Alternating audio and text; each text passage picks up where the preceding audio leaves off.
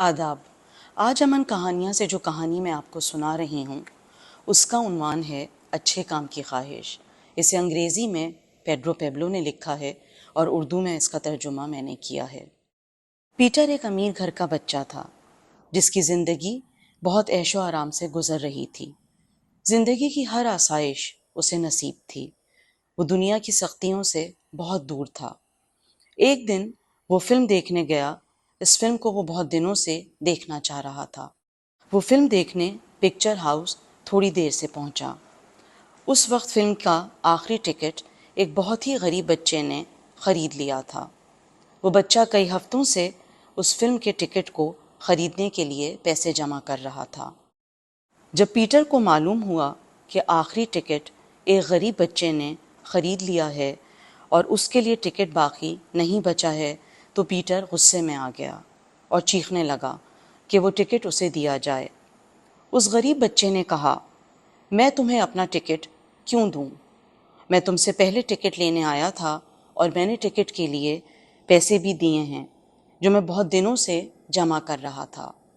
Peter نے کہا، کیونکہ میں تم سے زیادہ اہم ہوں۔ مجھے دیکھو، میں امیر ہوں اور تم غریب، کیا تمہیں نظر نہیں آتا؟ اس وقت ایک آدمی نے آ کر کہا، یہ ٹکٹ تم لے لو، تمہارا اس ٹکٹ پہ اس بچے سے زیادہ حق ہے۔ اس آدمی نے وہ ٹکٹ غریب بچے کے ہاتھ سے لے کر پیٹر کو دے دیا، جو اکڑ اور گھمنڈ کے ساتھ چلتا ہوا اس غریب بچے کے برابر سے گزر کر پکچر ہال میں داخل ہو گیا۔ پیٹر جب اندر داخل ہوا تو اسے یہ دیکھ کر خوشی ہوئی کہ ہال میں اس جیسے امیر بچے موجود تھے۔ پیٹر اپنی نشست پہ جا کر بیٹھ گیا، مگر یہ کیا، وہ اپنی کرسی سے پکچر ہال کی اسکرین پر پہنچ گیا اور فلم کے ایک کردار میں بدل گیا۔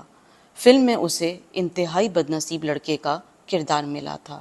کبھی اس کے ماں باپ کھو جاتے، کبھی اس کو اپنا گھر نہ ملتا اور کبھی اس کے سارے پیسے کھو جاتے۔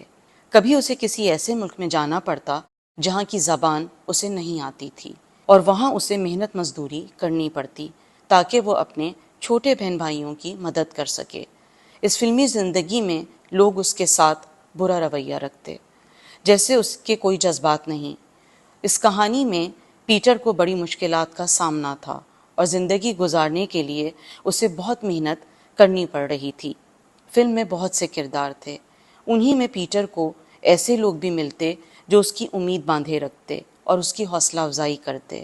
ایسی ہر کہانی کا خوشگوار اختتام ہوتا اور ہر کہانی میں ایک امیر انسان اس کی مدد کرتا۔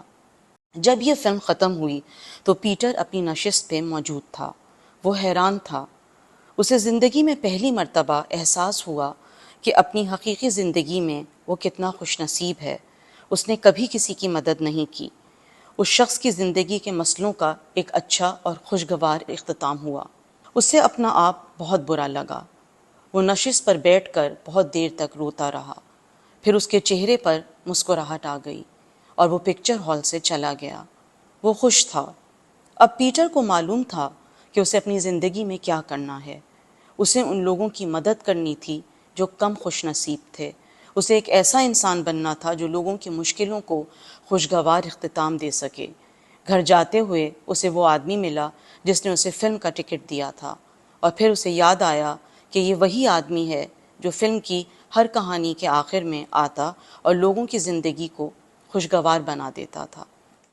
بچوں، آپ کو یہ کہانی کیسی لگی ضرور بتائیے گا۔ شکریہ۔